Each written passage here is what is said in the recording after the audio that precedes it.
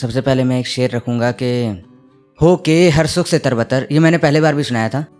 Actually मैं इसको हर बार सुनाता हूँ, मेरा तो पसंदीदा है। यहाँ पे कईयों ने इसको नहीं सुना है कि हो के हर सुख से तरबतर कौन समझेगा।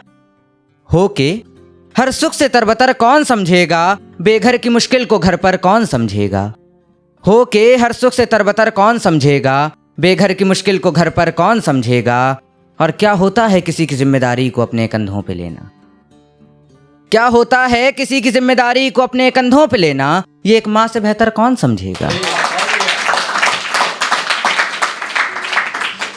अब एक शेर है कि मेरी राह कैसी है ये मेरे रह गुजर जानते हैं। मेरी राह कैसी है ये मेरे रह गुजर जानते हैं, और हमारे दर्द का अंदाजा ये जमाना ना लगा पाएगा। हमारे दर्द का अंदाजा ये जमाना ना लगा पाएगा। हम शायर हैं गम में भी मुस्कुराने का हुनर जानते हैं। हम शायर हैं गम में भी मुस्कुराने का हुनर जानते हैं, और हमने इश्क की हर हद से बढ़कर चाहा था उसे।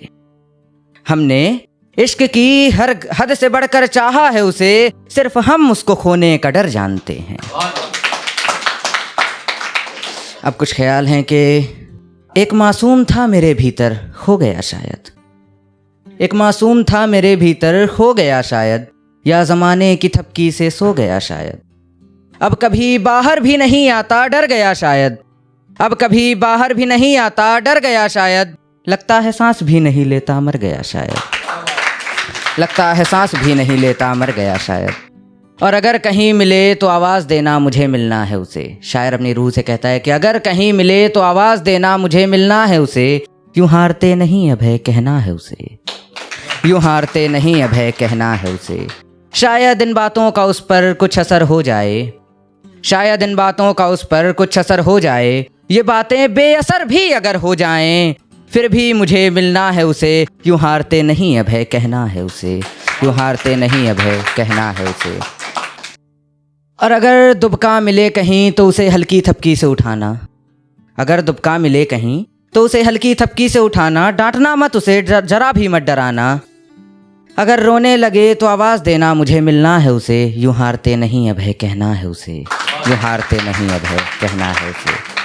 अब एक छोटी सी कविता है, महाराणा प्रताप के ऊपर लिखी थी, वीर रस की है। तो चलिए शुरू करते हैं जोश के साथ कि नई सुबह हुई राजपुतानी गौरव और शान की। नई सुबह हुई राजपुतानी गौरव और शान की, कड़ी जरा सी और बढ़ी थी उन सबके बलिदान की। मुगलों से लोहा लेने अब एक नया योद्धा आया था। मुगलों से लोहा लेने अब एक नया योद्धा आया था, जिसकी तलवारों ने शोर दिल्ली तक मचाया था। और नाम प्रताप और काम प्रतापी उस मेवाड़ी वीर का, कि नाम प्रताप और काम प्रतापी उस मेवाड़ी वीर का, कोई सामना करना पाए जिसके भाल के तीर का। और बचपन प्रताप का मेवाड़ी तलवारों पर गुजरा। बचपन प्रताप का मेवाड़ी तलवारों पर गुजरा, बदले और स्वाधीनता के अंगारों पर गुजरा। वीर प्रताप वो सेनानी थे जिनके आगे पत्थर कांपे। वो मुगलिया सल्तनत भी भीतर से थर थर कांपे। और मेवाड़ी दहाड़ को थाम सके ऐसी कोई ललकार नहीं। और महाराणा पर चोट करे ऐसा कोई हथियार नहीं। महाराणा पर चोट करे ऐसा कोई हथियार नहीं। हल्दी घाटी संग्राम छिड़ा। हल्दी घाटी संग्राम छिड़ा, अब बारी थी बलिदान की। स्वदेश की रक्षा करनी थी और संग में स्वाभिमान की। सिर पर कफन बंधा सबके, सिर पर कफन बंधा सबके। जय एक लिंग की गूंज उठी, मेवाड़ी सिंहों के उर में प्यास रक्त की फूट उठी। एक ओर से सबको लतवीर गति की लागी, राणा की आज्ञा पाते सेना सम्रांगढ़ को भागी। और महाराणा भी बढ़ निकले, महाराणा भी बढ़ निकले, कर भाल कृपाण उठाकर, कफन बांधकर मस्तक पे गद्दी पर प्राण उठाकर। और संग एक साथी भी उनके चेतक नाम निराला था। संग एक साथी भी उनके चेतक नाम निराला था। हाथी के मस्तक टाप धरे ऐसा वो मतवाला था। और महाराणा की माफिक मानो वो भी शूरवीर था।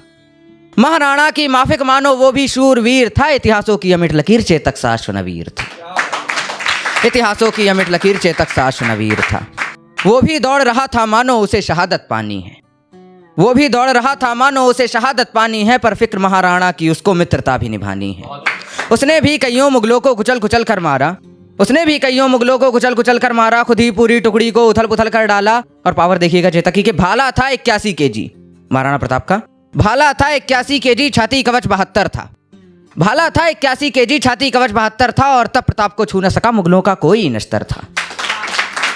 इतने वेट में चेतक वायु के वेग से दौड़ता था कि भाला था 81 केजी, छाती कवच 72 था। तब प्रताप को छू न सका मुगलों का कोई नश्तर था। और मुट्ठी भर मेवाड़ी सारे मुगलों पर भारी थे।